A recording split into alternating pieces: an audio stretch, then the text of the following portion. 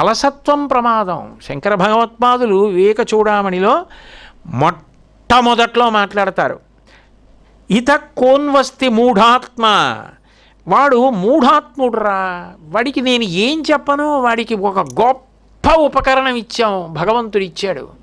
ఇది లేదు 84 లక్షల జీవరాశుల్లో ఎవరికీ లేదు. కోటాను కోట్ల చీమలు, ఈగలు, దోమలు, పురుగులు ఎన్నో ఉన్నాయి.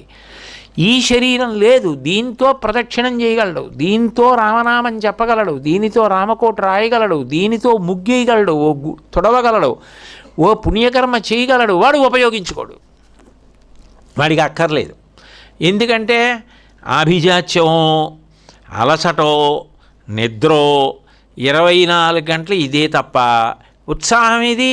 అసలు మనం ఇది చెయ్యాలి అన్న తాపత్రయం ఇది. నీకు తాపత్రయం ఉంటే ఉత్సాహం అదే వస్తుంది. అలా ఉత్సాహం లేకపోతే ఇంక నువ్వేం చేస్తావు కార్యక్రమాలు?